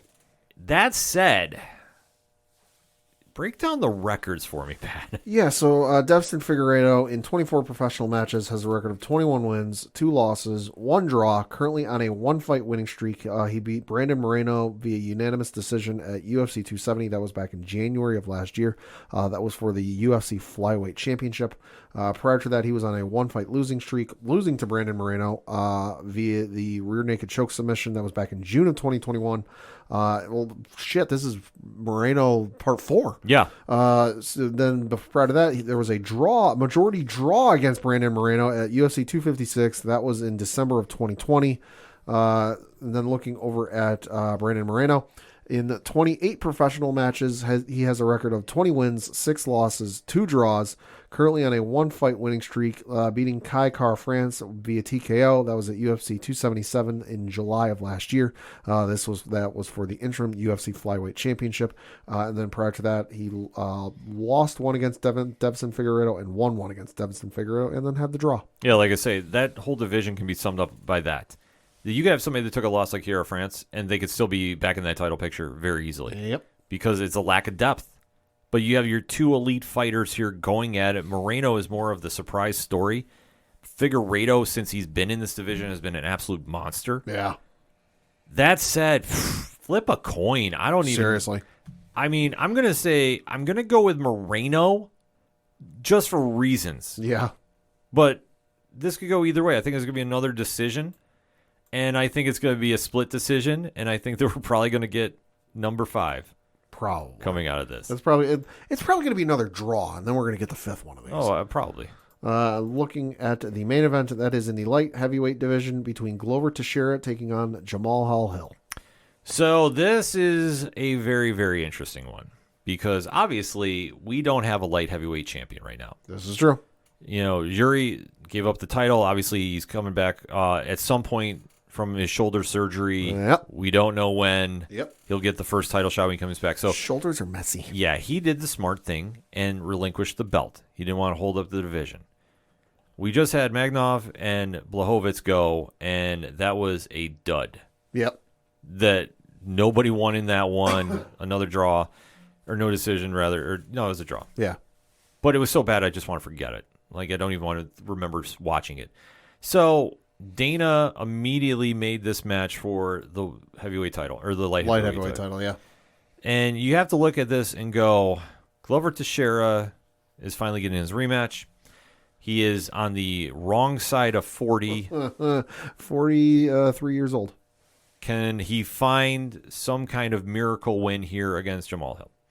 Because Hill, 11-1, should win this outright. Almost over 10 years younger than him. Yeah, this should not be a contest. It really shouldn't. But whatever Glover Teixeira is doing to get ready for these fights is working at this stage. Mm-hmm. And I'm not saying he's going to make a run, but I will go on a bold prediction. I think he gets the W here. Okay. I think he catches the kid sleeping in the second round and gets him with a guillotine choke. Looking at the records here, you got Glover Teixeira, who in 41, yes, that's right, folks, 41 professional matches, has a record of 33 wins, 8 losses, currently on a 1-fight losing streak, losing to Jiri Prochazka via rear naked choke submission. That was back in June of last year. Prior to that, he was on a 6-fight winning streak, beating the likes of Carl Robertson, John Kutalaba, Nikita Krylov, Anthony Smith, Thiago Santos, and Jan Blachowicz. So kind of a who's who of that division. Mm-hmm. And then over on the flip side, you have Jamal Hill in 13 professional matches, has a record of 11 wins, 1 loss, 1 no contest. Currently on a 3-fight winning streak, beating Thiago Santos via TKO in his last fight. That was in August of last year. Knocking out Johnny Walker. That was in February of last year. And then knocking out Jimmy Crute. That was in December of 2021. His last loss came against Paul Craig. That was at UFC 263 in June of 2021. Yeah. Like I say, it should be Hill all day. That's what I'm going with. Yeah, and I don't fault anybody for going for that. I'm just going to take the long shot. 3 knockout wins in a row, over 10 years younger than him. What is it, Glover now 43? Yeah, it's hitting the clock's hitting midnight. Oh, it definitely should. But I got this weird feeling that he's going to sneak, like I say, he's going to sneak a guillotine choke in. Maybe. It's going to be a weird thing. Nobody's going to see it coming. I think he wins, and you know what? I would laugh if he goes, I relinquish the belt. Oh, that'd be great. I just wanted to win it once more time, and I'm good. I just wanted Dana to put it around me one more time. Yep, and he just walks away. So like I say, overall, UFC 283 has got some headlines, albeit though it's upstaged by the John Jones talk, and obviously with his legacy in the light heavyweight division, there is a lot of expectations to be had because he dominated for so long, and I believe the stat is there's been 3 champions since. Yes, between him and Daniel Cormier, there were 2 champions in that division over the course of like 10 years or something like that. Yeah. Since they both retired, which has not been that long, there's been 3. Yeah. So it's a weird scenario to see play out, but nevertheless, here we are. So that said, hit us up on the hashtag ODPHpod. What is your thoughts about John Jones coming back?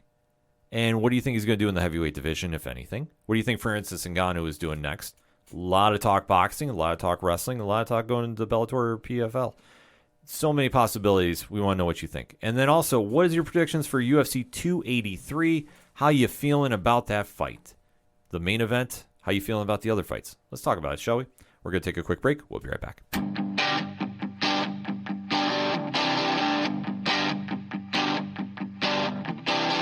This is Tom from Tom Joe Lou, This is Matt from Sideroom Sounds. and you're listening to ODPH Podcast. Wanna go where no one knows my name, to the desert, the oceans, or the plains. 'Cause I wanna go. Coming back for the final segment on this edition of the ODPH podcast. Pad, what you got? Gotta talk some local minute. Looking at the Binghamton Black Bears and the standings for the Federal Prospects Hockey League. The Binghamton Black Bears still in second place. Danbury ahead of them in first place with a record of 21 wins, 3 losses, and then 3 losses coming in overtime or shootout. Binghamton second place with 19 wins, 6 losses, and 2 losses in overtime or shootouts. Looking at their record from this past week, they had 2 games, both of them against the Watertown Wolves. They won the game on Friday, January 13th, by the final score of 6-2. That was on the road, and then they came back home and won again by the final score of 5-1. Looking ahead to this upcoming weekend, they are on the road for both games. Friday, January 20th at 7:35 p.m. Eastern, they are playing the Elmira Mammoth.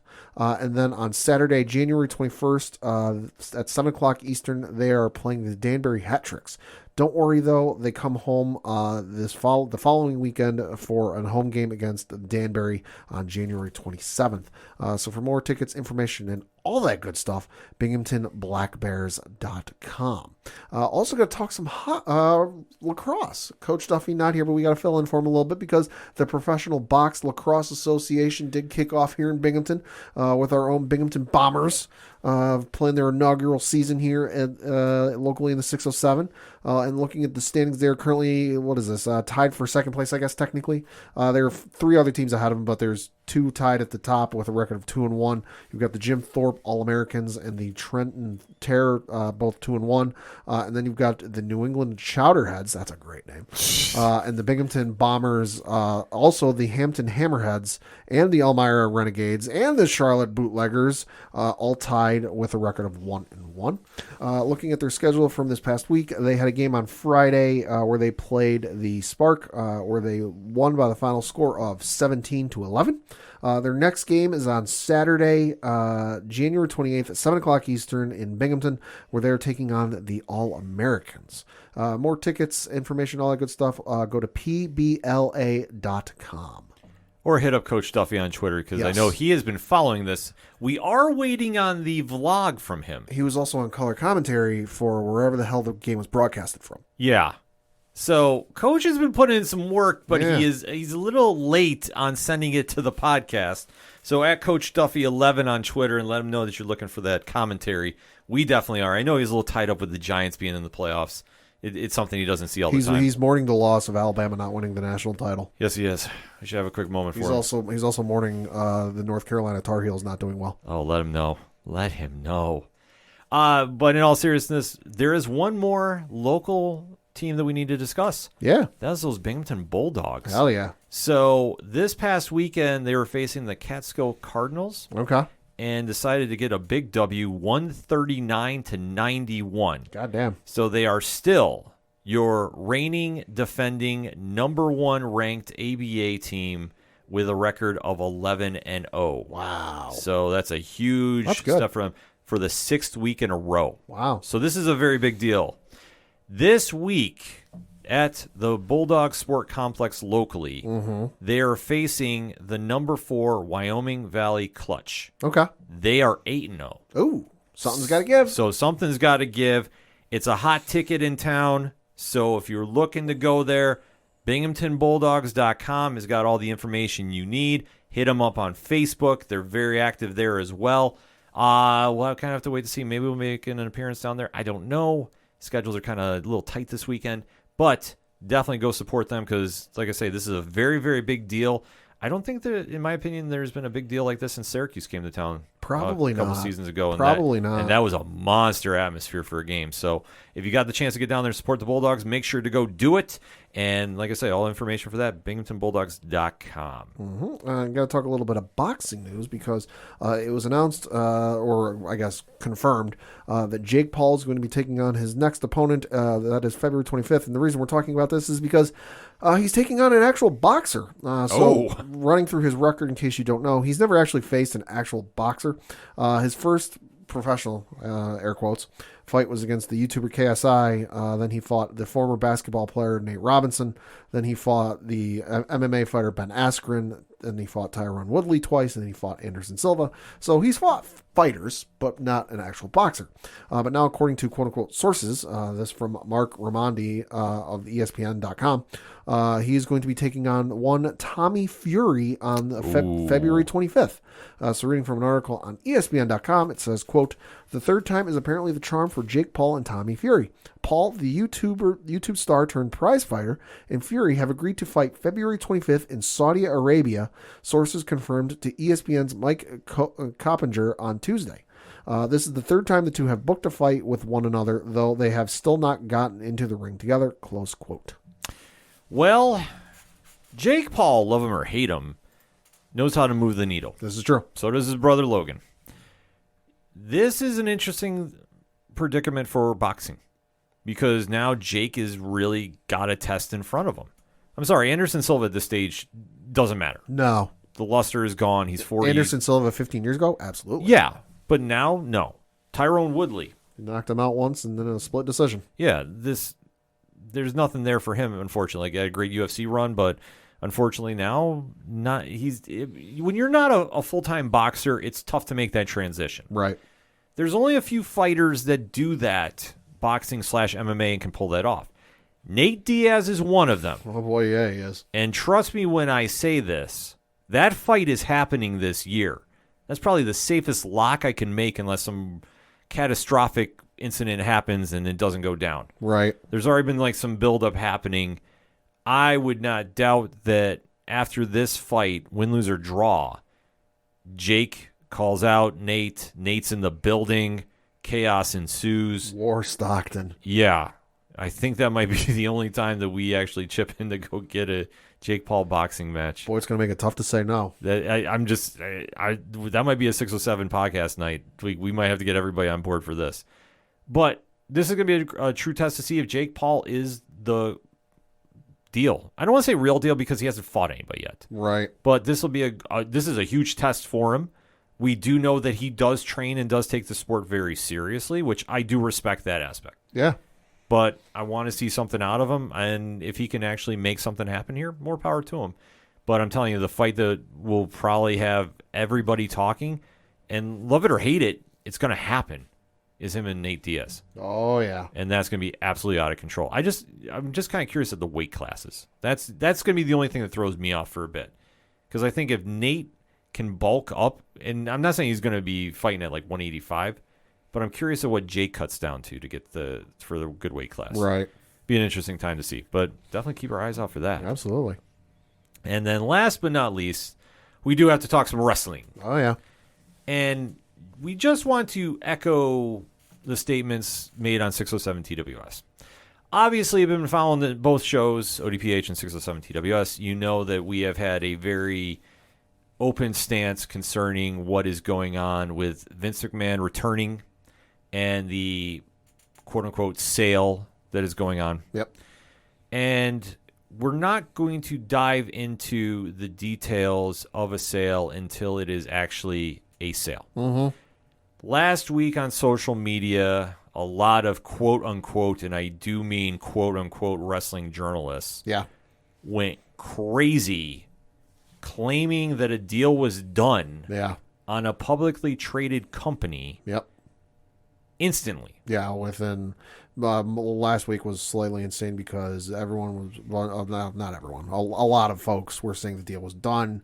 You know, it was the biggest story in wrestling history and yada, yada, yada. And for about a half hour, 45 minutes, the internet was a slight madhouse in terms of the IWC, the internet wrestling community. Mm-hmm. Cooler heads prevailed and common sense prevailed, but until we start hearing some firm things, coming from filings with the SEC, or coming from, reputable news sites like or financial sites, I guess you could say, like the Wall Street Journal or CNBC here in the States, which is one of, if not the biggest financial news networks in the United States. We're not going to get into it. It's all just rumors and hearsay. Exactly. And that's why we're just giving you, the wrestling audience that does listen to the show and does listen to 607 TWS, the honest truth. There's nothing to worry about until it actually happens. Right. Anything else is fantasy booking or speculation. Mm-hmm. Nobody has an inside track on this that is going to break it before it goes to the stockholders. Well, I thought you had the inside track because you're buying it. Well, I know that rumor came out. I mean, I've been linked to another wrestling organization. But trust me, that deal is not going through anytime soon. Darn. But that said, if fans just want to enjoy the product. Yeah. Because the only thing we know for certain as of right now as we're recording, Triple H is still the head of creative. Yes. That's the only thing fans of the WWE should care about. Yeah. Vince, back, scumbag move, in my opinion. Yeah. I think Pat echoes that statement. No, I do too. It's like something out of a fucking HBO show. Yeah. That's for goddamn sure. Yeah, forcing his way back in, and obviously Stephanie McMahon is resigned as CEO or chairwoman of the board, and Vince is now back in the position of power just to do on the sale, and that's what everybody's been sticking to as the story. Triple H has said this. It came out from multiple people connected to WWE. Vince is focusing on the sale. We're taking it as it is. Mm-hmm. Any other nonsense is exactly that. The only kudos I'm ever going to give Vince McMahon is he's got some damn good lawyers, because the speed at which he's moving with some of this stuff is astounding. Oh, it's crazy. It's bonkers, and that's all I'm going to say. That's the only thing that needs to be said. Like, as long as he focuses on the sale, and we won't hear anything about that for a few months. God, for at least 6 months at the minimum. Yeah, like we were talking on last week's show about this, about who the potential buyers are, and that's including for the TV rights, which there's a lot of moving factors that are going to happen. Oh, yeah. But for the one that got leaked out that was allegedly buying everything, it was debunked within hours. Yep. So what we're just giving you as our piece of advice. RELAX. Yes. As much as you can these days. Yeah, focus on the good of wrestling. Focus on your favorite feds. If you need a new wrestling federation to watch, hit any of us up. We will be more than happy to point you in a direction of that, and we'll go from there. But in the meantime, everybody just needs to relax, focus on the Royal Rumble, which is coming up this week, coming up in a week and a half. Not this weekend, but the following weekend. Yes, and there was a big announcement of somebody that has made their presence known. Adrenaline in my soul, something, Cody Rhodes. Yep, Cody Rhodes made his official announcement that he is going to be in the Royal Rumble this year, and that was pretty much the only real takeaway from Monday Night Raw, would you say, Pat? Yeah, I mean, they teasing the Raw 30th anniversary taking place next week from Philadelphia. I know you're going to have Bobby Lashley versus Austin Theory for the U.S. title. You're going to have, the Usos versus the Judgment Day for the Raw tag titles, which I think the Usos are probably going to lose this, because that's the first time that I can remember since they've, quote-unquote, unified the belts that it's been for one of the individual belts. Big show, 30th anniversary. They're going to want to send some shockwaves. I'm betting the Usos are going to lose those belts. See, it could go either way, because I think that they've been doing the SmackDown Tag Team Title Tournament too. So I think it's been subtly mentioned that the belts are going to get split. It could happen on the show. I don't doubt that you do have a title get moved somewhere. Could be. I just don't know if they would do that before like a pay-per-view. Yeah. Like, that's the only thing. But you never know. I mean, the tag team titles are going to be what they're going to be. You're also going to have Becky Lynch versus Bayley in a steel cage match, and then you're going to have the Roman Reigns acknowledgement ceremony, which, according to the Usos, what they said on this past episode of Raw, every generation of the bloodline is going to be there to acknowledge Roman Reigns, and to which I tweeted, every generation? With a rock eyebrow gif. Also announced for this show are some legends, such as you're going to have Teddy Hart, Undertaker. Let me just pull up the image here so I can get a full look here. Just pull this up. Give me one. Well, there's going to be so many stars that they're bringing back from the past. I mean, that's one thing with 30 years of Monday Night Raw. You have a plethora of talent to work with. Yes, you're going to have Road Dogg's going to be there. Ron Simmons is going to be there. X-Pac, Ric Flair, Shawn Michaels, Undertaker, Kurt Angle, the Bella Twins, Jerry Lawler, and then Teddy Long, Playa. Yeah. So it's going to be a fun night for pro wrestling fans next week. Hopefully it's better than Raw 25. Yeah, definitely fingers crossed for that. That could be a long evening if it's not. But for right now, this is still the Triple H era on creative. A lot of things are happening in that favor. Yeah. And we just have to enjoy it for being fans. And that's kind of how we're going to wrap that up. But if you want more pro wrestling content, make sure to check out the latest edition of 607 TWS on your favorite podcast platforms. And for anything and everything that is the ODPH, you can find it at odphpodcast.com. That's all we got for this week. So for the one and only Padawan J, Fuck the Astros. I'm your host, Ken. Thank you for always listening to the ODPH podcast, better known as the Ocho Duro Parlay Hour. We'll see you next time.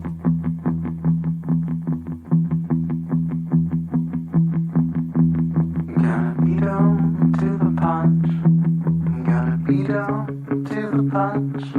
'Cause they can't bring